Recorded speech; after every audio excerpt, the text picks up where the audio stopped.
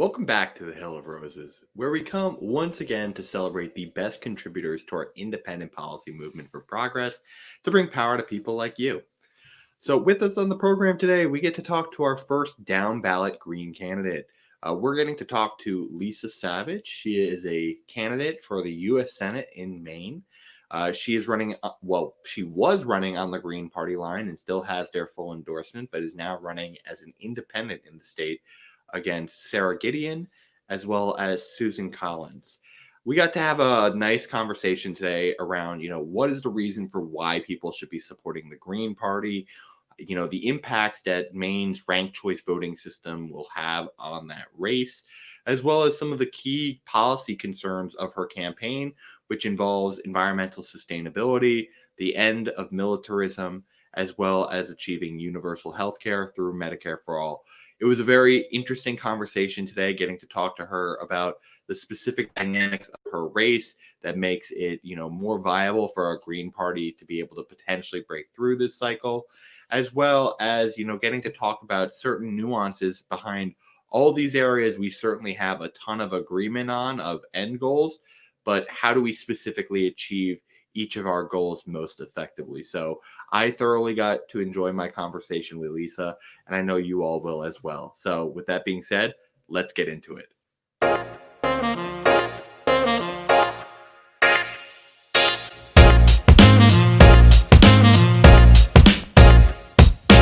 Okay, we are here with Lisa Savage. Lisa is a Senate candidate in Maine running on the Green Party line. Lisa, welcome so much to the Hill of Roses. Thanks, Sean. Thanks for having me. You're very welcome. So, Lisa, I think the first question a lot of people have to ask is, we get a lot of these two-party candidates on. I'll admit we've had a lot of Democrats on the program. You are the first down-ballot Green Party candidate we've had on. We've gotten to talk to Angela Walker, who is the VP of the Green Party. And I wanted to ask, what drew you to the Green Party specifically? Why do you feel like your needs were not being met in the Democratic Party? What does the Green Party have to offer that the Democratic Party is not matching today?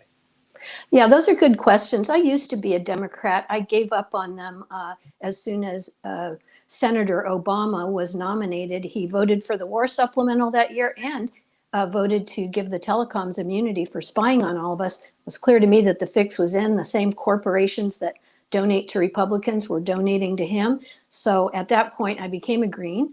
And I was a Green Party member at the time when I was approached, not this summer that just finished, but a year ago, and asked if I would consider running for the seat that Susan Collins, the most unpopular senator in the country, currently occupies as a Green under ranked choice voting. Maine has ranked choice voting for these statewide offices, for Senate anyway.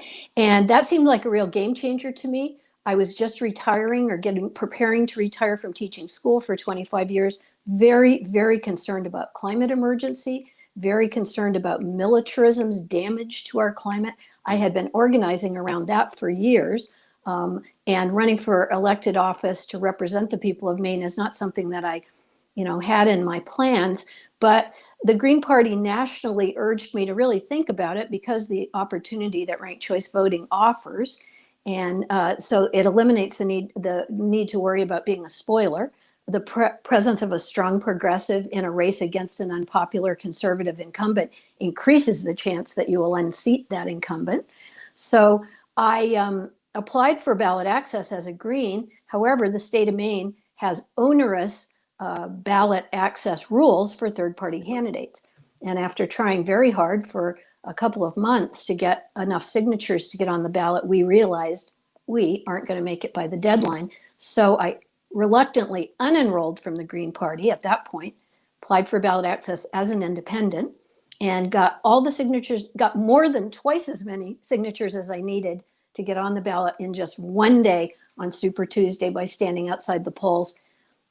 As an independent, I could collect signatures from any registered voter rather than just Green Party registered voters. That made a huge difference. And we had a Super Tuesday primary where many, many people came out to vote for Bernie in the primary. And really all kinds of people signed our ballot access petitions: independents, Republicans, Democrats, Greens, Libertarians. Maine likes independent candidates. Our other senator, Angus King, is an independent and was a two-term governor of our state as an independent. So it's not at all unusual for Mainers to elect an independent. And but I told people I'm still green at heart. My values did not change. My platform certainly did not change. And I am supporting Howie and Angela for president. And luckily, I have ranked choice voting to vote for them in the presidential election too. So there's a couple things I'd like to focus in on there. The first is just, inquiring if you feel like there's any reason why it is easier for people to run as independents compared to green parties. And do you feel like the party structure is helpful? I think a lot of people worry that, any political party is at the end of the day a private institution, and that can have its own, corrupting influences because it's the select individuals choosing the outcomes. Do you Yeah. think it's necessary, and why do you think it is harder in a place like Maine to run green instead of independent? Well, the reason it's harder to run Green or Libertarian or any other party instead of Democrat or Republican or Independent is that the two corporate parties, the Democrats and the Republicans, are very threatened by third parties, and they deliberately have written the rules. The legislature makes the rules to make it very, very difficult, almost impossible to get on the ballot as a third party candidate. Why? Because they're threatened by the Green Party at this point has a platform that aligns far better with the majority in Maine, the majority in the country. Universal health care. The Green Party's been calling for that for a long time. Democrats don't want it. Here in Maine, we have a centrist corporate Democrat running against Susan Collins. She doesn't want Medicare for all, and she doesn't want a Green New Deal. Democrats stole the name Green New Deal and then watered it down a whole bunch. But the Green New Deal I'm calling for, I usually describe as a demilitarized Green New Deal. And really, it is, very much based on the Green New Deal that the Green Party developed. I'm not sure of which Jill Stein presidential campaign, but one of them. It could have been 2012. It's in alignment with Howie and Angela's Green New Deal. It's a comprehensive Green New Deal that includes not only conversion of the military industrial complex to building things that would mitigate climate crisis or reduce our carbon input, but also regenerative agriculture so that our food supply is secure and safe, and also consumer owned and operated utilities like electricity and internet, broadband internet. So the Green Party's Green New Deal is the real Green New Deal, and I'm proud to stand for that.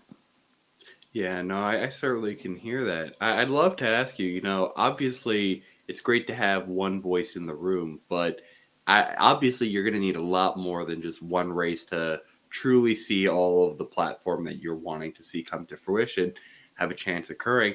What type of support has the Green Party nationally been able to provide to your race?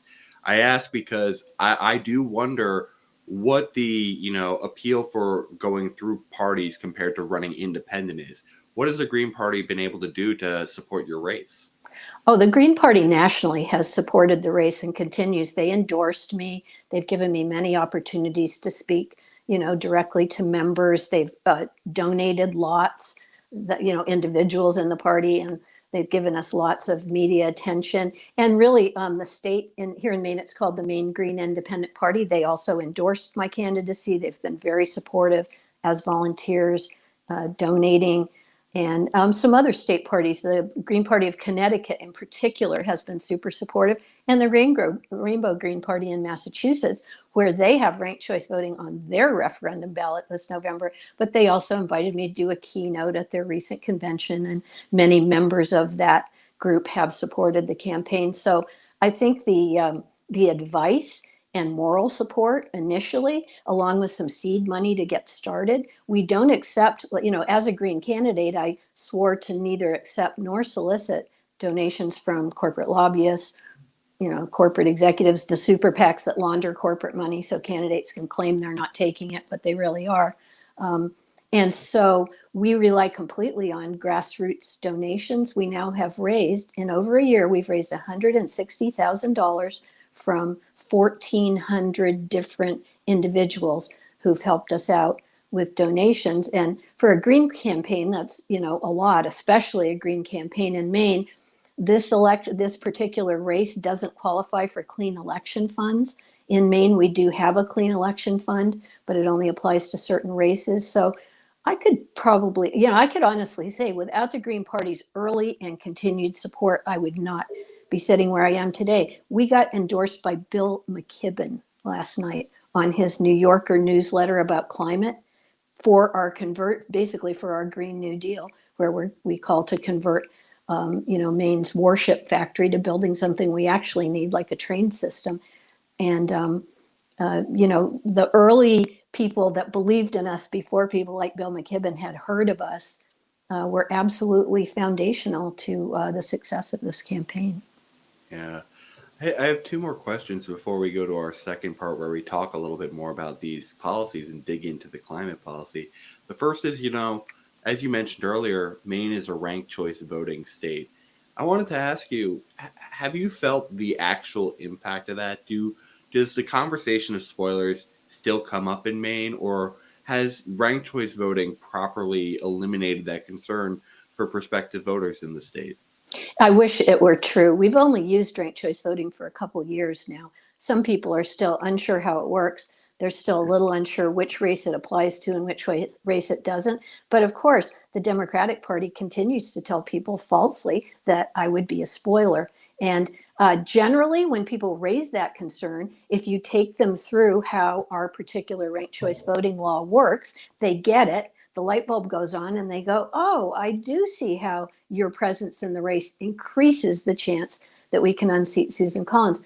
Another thing that's been helpful is I live in the 2nd district of Maine. That's the poor part of Maine that's up north.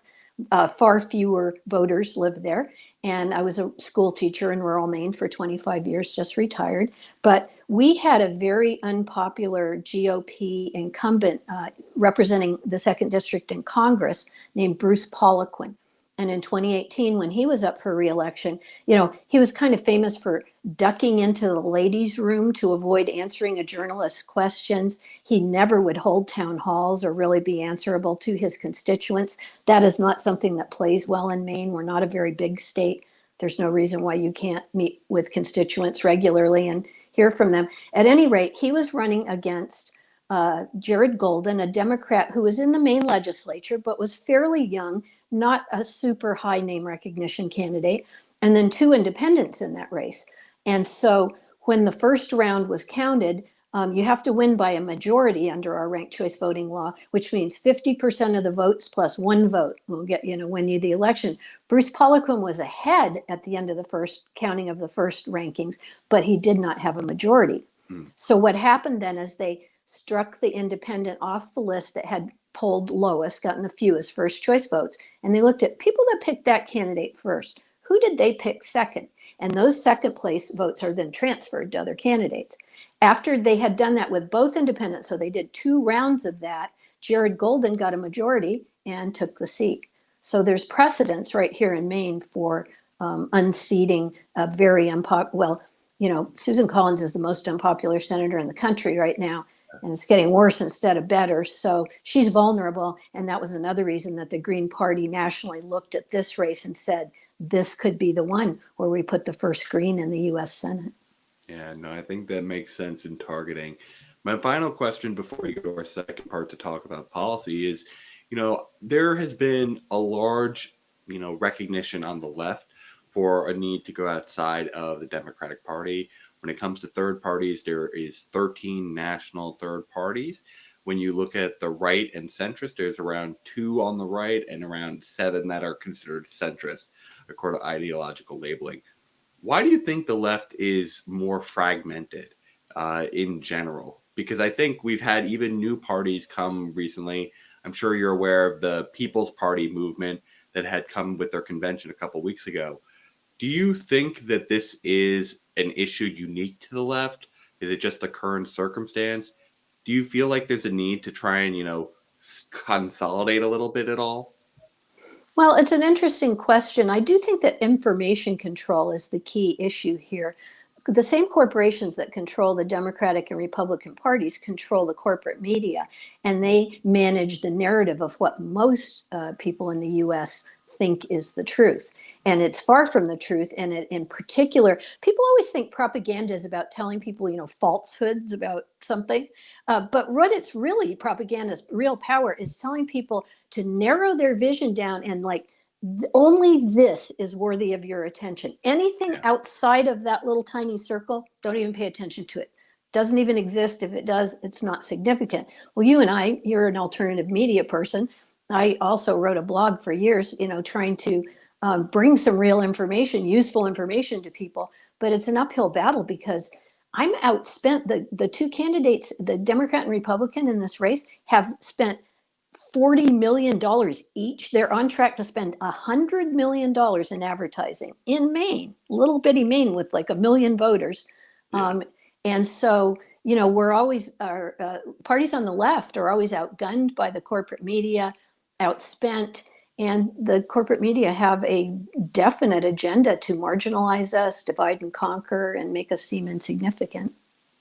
So then, do you think we need to have some effort to consolidate? Because you're absolutely right. Our demographics are these vulnerable communities that often have less to be able to spend and don't have the power of a major network behind them. Do you think we have to actively try and get all of these third parties to consolidate? And why do you think the Green Party is maybe that group to consolidate behind? I don't necessarily think that we need to actively consolidate the parties. I think the more voices and more choices we have, the more vibrant of a democracy we have. I would rather argue that what we need to do is extend ranked choice voting and also proportional representation to the entire nation of the US. And then we could have as many parties as people feel inspired to have, and it wouldn't split the vote. Australia's had ranked choice voting, although they don't call it that, since 1947. And in their provincial elections, so the equivalent of the state level, like Maine, candidates often team up that are from different parties, but they have similar values and similar constituents. And they will do what's called preference swapping. They'll say, hey, John, you tell your supporters to rank me number 2, and I'll tell my supporters to rank you number 2. And that can be powerful, at the ballot, at the polls. Yeah, I think, frankly, that's one of the biggest benefits, in addition to representation, is I just feel like it's going to bring a more positive nature to politics from candidates not trying to snipe at each other as much, but, try and form those unity commissions. But with that being said, I think this is a perfect point to take a break. Now that we kind of understand how ranked choice voting could, unseat the behemoth itself, let's see what we can get done if we are able to hopefully get yourself elected. Join us in part 2, where we'll talk with Lisa about more of her policy agenda, starting with the climate.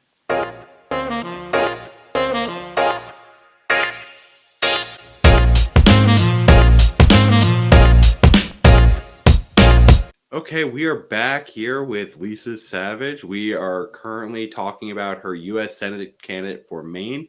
She was formerly running on the Green Party line, now an independent, and is running for the U.S. Senate in Maine, as I said. So we got to talk about the prospects of the Green Party, some of the electoral dynamics within Maine, and now we have to talk about the good stuff. What do we hope to get done if we are to get her elected?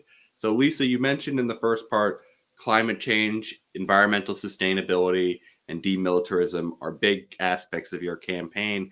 I'd love to ask you, in this transition period, do you see any particular timeline goals that we have to reach? Because I think there are a variety of ways that we could try and move in the direction of being more green, but I think that timeline is the most important aspect.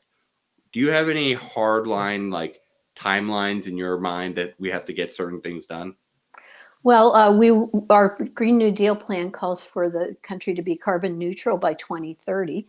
That is an ambitious goal, but as we can see with the West Coast on fire, we had a major drought in Maine this summer, which affected our farms quite a bit.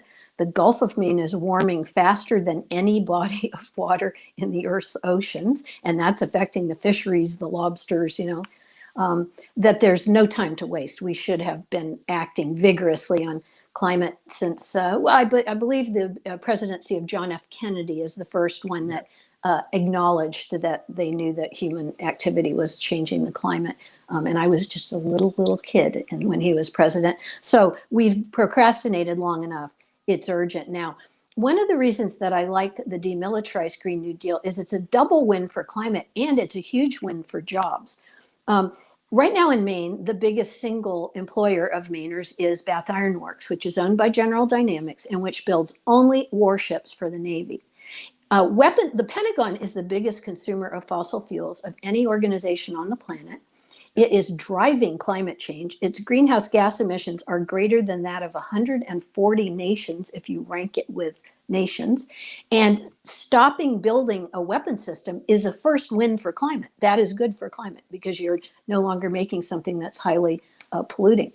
The second win for climate is you build something that would help, like clean energy systems, solar power, offshore wind, thermal, tidal, or in Maine, we really need a public transportation system. There's a little bit of public transit in a couple of cities, but we're in our cars all the time because there is no alternative. So building a light rail passenger system, something really significant for Maine that would, reduce our carbon output, that would be a second win for climate. Then it's a jobs win because we are always told by our congressional reps, whether they have D, R, or I after their name, oh, we can't stop building warships at Bath Iron Works because we need the jobs. And Maine does indeed need the jobs. It's a chronically depressed economy with high unemployment. But economist research at the University of Massachusetts at Amherst has repeatedly shown they build a model and they look at when you invest $1 billion in different sectors of the economy, how many jobs does that generate on average? And we're talking real full benefit, full time, like a good union job. Building for the defense, for the Pentagon is one of the worst jobs program when compared with other sectors of the economy. They estimate, and they've run the model repeatedly with updated data, that if we built a passenger rail or green energy systems instead, we would get 50% additional jobs because building weapons isn't actually that great of a jobs program just in terms of how many jobs it generates. So when people in Maine are asked what their big concerns are right now, health is number one because we're in a public health crisis and many, many people in Maine either weren't adequately covered by health care before the pandemic or lost their job in the pandemic and lost their health care. But second, they say jobs, and third, they say the economy. So you can see that jobs in the economy are, very much on their minds. And the Green New Deal could really create so many jobs doing the things that we need to do.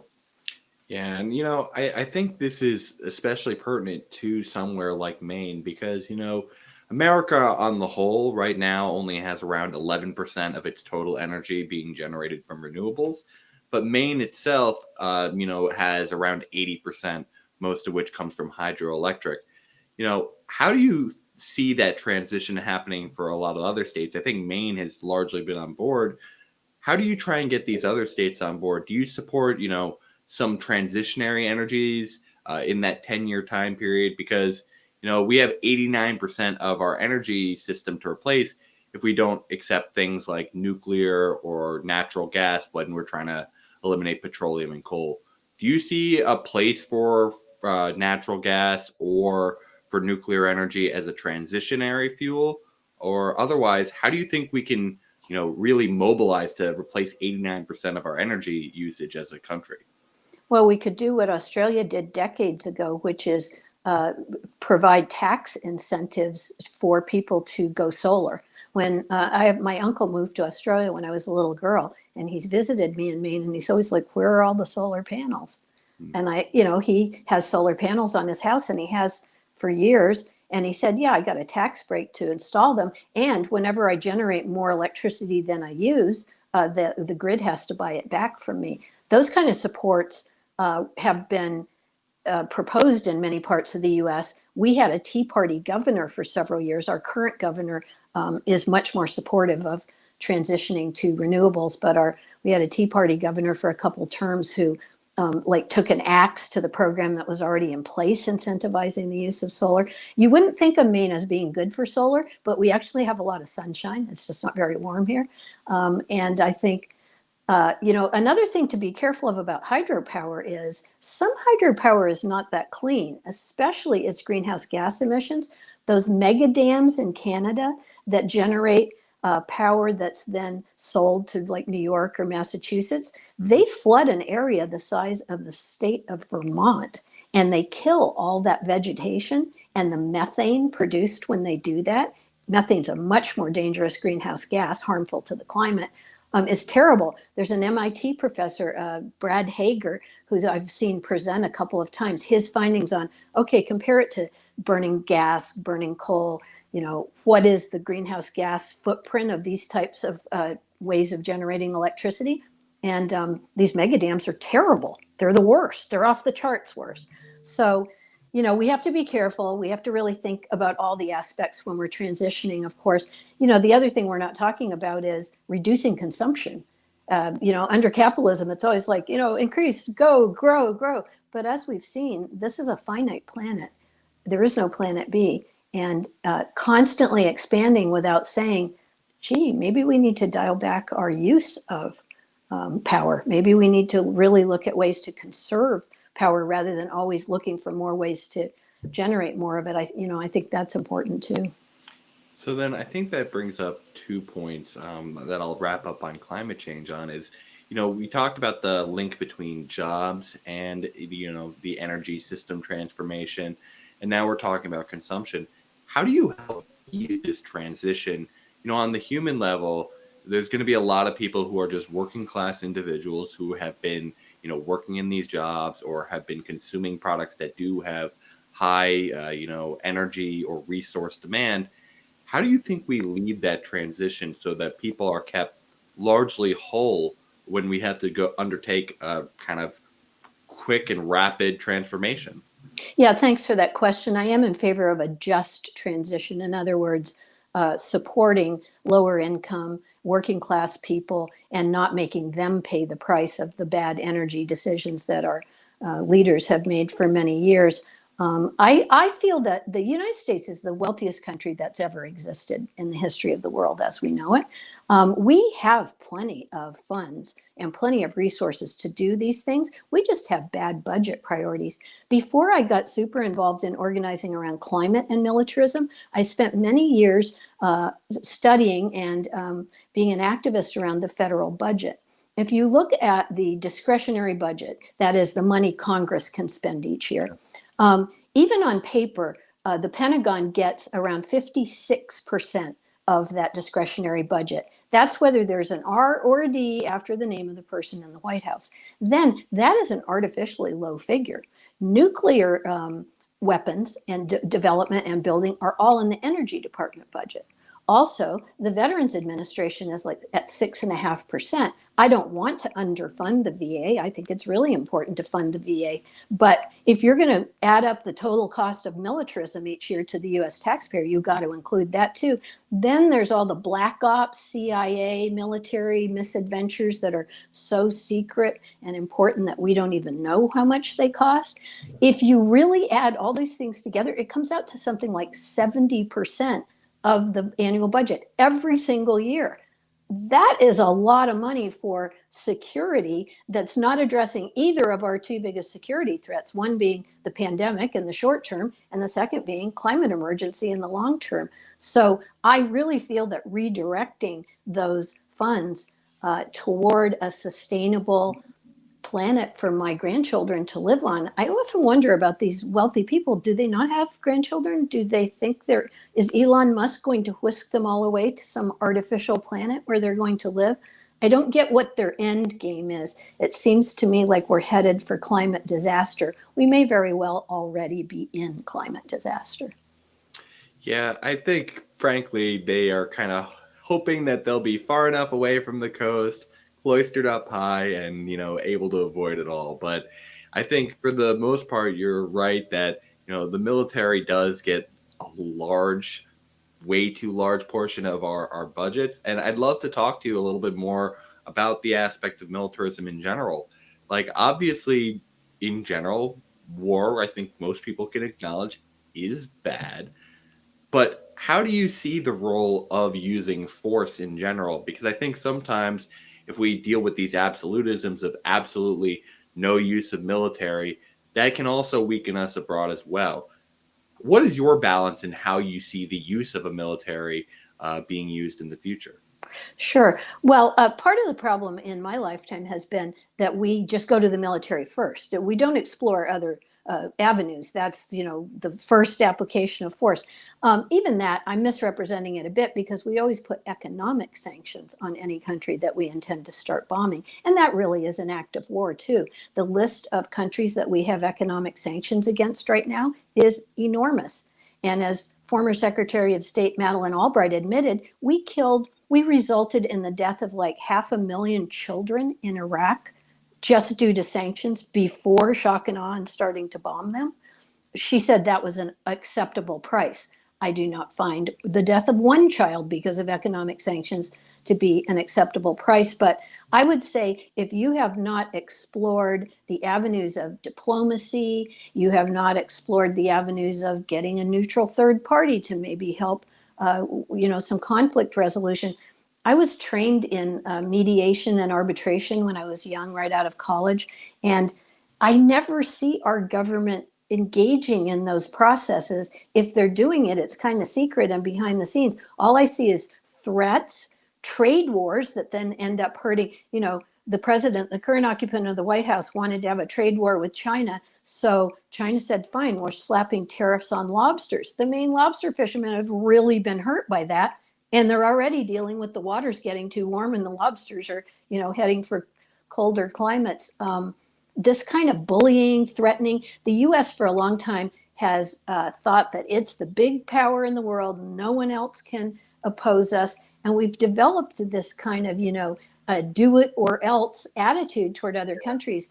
We need leadership now that recognizes our day has passed. The 21st century will not be a century where the US is, the big global superpower. We will have to cooperate with others. And I especially feel like in the pandemic, okay, a virus doesn't care where your national borders are. It doesn't care what language you speak, what political party you belong to. We should be cooperating like the other nations are doing, sharing scientific information, supporting each other in developing, a response to the virus that could actually help people survive it and so forth. Instead of, nope, the US always wants to go it alone. And it's always got to be for profit, And we pulled out commodifying of the healthcare. WHO even. Yeah.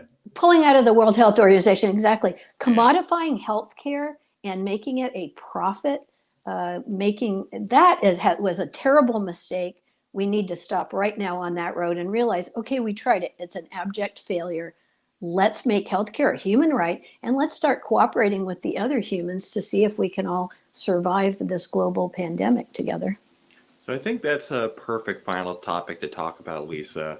Healthcare. As we mentioned, this is definitely the number one issue on most voters' mind, especially due to the pandemic. But even beforehand, this was a top issue on voters' minds. You said you supported the Medicare for All plan. Can you clarify how you define that Medicare for All plan? Is it a single payer model, et cetera? What do you hope to do with our healthcare system? Thanks for that question. Well, Medicare for All is an insurance scheme, but it's not a for-profit insurance scheme. It makes the federal government acts as the single payer. Obviously, people already have Medicare in this country, but I would improve Medicare because right now it doesn't cover mental health, dental, vision, hearing. So I would improve it so that it covered everything and it wasn't like body parts medicine, is what Dr. Margaret Flowers, a single payer advocate, calls the kind of healthcare that we have now, and then expand it to everyone that needs healthcare. I think that in an emergency, a health emergency, this would be the fastest way to get to universal health care. Some countries have an actual national health system, like the United Kingdom, where the doctors and hospitals are employees of the government. Medicare for All is not like that. It just means that the federal government is the payer of hospitals, and doctors can negotiate about rates, particularly with pharmaceutical companies. People in other countries are amazed how much we pay for medicine, healthcare. They're like, what? That's 5 times as much as we pay in our country, because we don't have this single payer negotiating on our behalf and saying, let's come to a rate that's reasonable. And health insurance company executives make $20 million a year. And there are lots of health insurance companies whose executives make $20 million a year. That's not buying anybody any health care. So Medicare for All would essentially remove those people from the equation, and so that there was no longer this profit wall between patients who need health care and the provider of that health care. I caught on a few years ago that my doctors were more mad at the health insurance companies than I was. And I realized, okay, wait a minute, they're not working on the doctor's behalf either. So I think that would be the fastest way in an emergency. One reason is all doctors in the US already have a Medicare number, and most recipients of Medicare for All already have a Social Security number.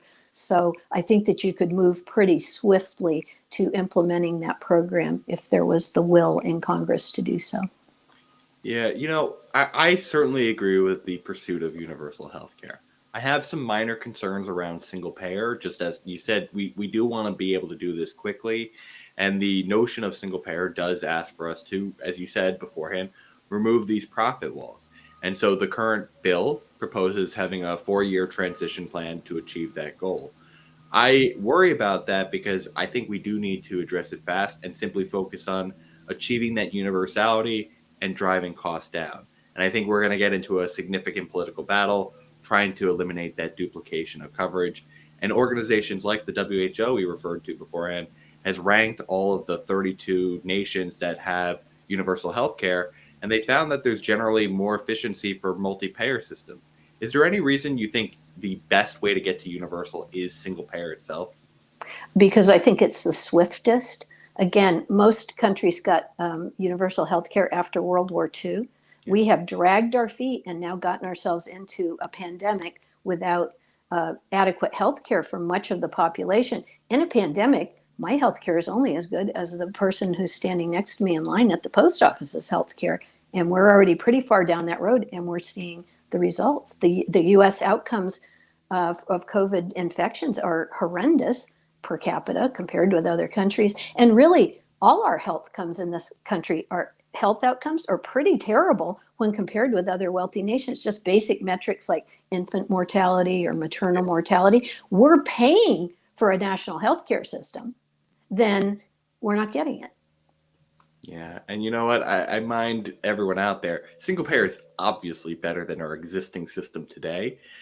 Both systems rank much higher than the American system, which is ranked 37th. Both single payer as well as multi-payer on average rank 21 and 24th according to the WHO. So I'm a wholehearted, supporter of Medicare for All, but I do worry about what's going to get us there the fastest to universality. So Lisa, I think the final question that people want to hear is, we talked about it in our first part, but why should people be supporting the Green Party this year and your campaign? I think that is going to be at the heart of it. What are the Democrats not going to get done that the Greens are going to be able to achieve if given power? The Democrats don't want Medicare for all. They've said so. Joe Biden said he'd veto it if it came to him. They don't want a Green New Deal that's comprehensive and that involves demilitarizing. So I think their Green New Deal plan is pretty weak as well. They don't want to forgive student debt because Joe Biden's one of the senators that wrote the law that people couldn't get out from under their student loans even if they declared bankruptcy. The Democrats take money from the same corporations the Republicans do. They may put a slightly more intelligent and polite face on it, but they support basically the same policies. What war has ever been started without Democratic and Republican complicity? And you notice when it's time to go to war, we can do that in a heartbeat. But, if we need universal health care, wow, that's going to take some time. The Green Party has been standing for these values for years. John Rensenbrink was one of the founders of the Green Party, started the Green Party here in Maine. He's a very elderly man now. He's been a big supporter of mine from the start. If you're listening to this, John, shout out to you. We wouldn't be here without you and many others that believe a better world is possible. And if we work together for it, we can achieve it. My website is Lisa4, spelled out F-O-R, like the sign, Maine with an E on the end of it, .org. And I would invite your viewers to visit the website, look at the issue. There are lots of issues we didn't discuss today. Check out our press clippings, check out some of our, endorsements. We have many leading peace and environmental activists endorsing us. And, ask yourself, would we be better off with someone like this in the Senate rather than Susan Collins, I think the obvious answer is yes. Yeah, and Lisa, I want to thank you for coming on today. I think it's very important for these third parties to be able to build up support down ballot, and I think Maine is ample environment to be able to do that, as we discussed beforehand.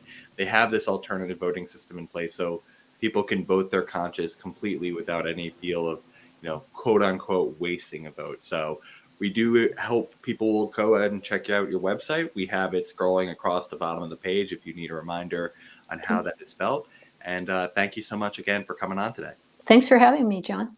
Thank you so much for watching today's episode of The Hill of Roses. We hope you enjoyed the conversation. If you did, please let us know by subscribing to our channel, liking today's video, and sharing the video with your friends. Also, if you want to be notified, please make sure you hit the bell when you subscribe. Finally, if you want to find more of our network's content, please go to thehillofroses.com. With that being said, we love y'all for helping the movement grow, and we hope you're staying rosy out there.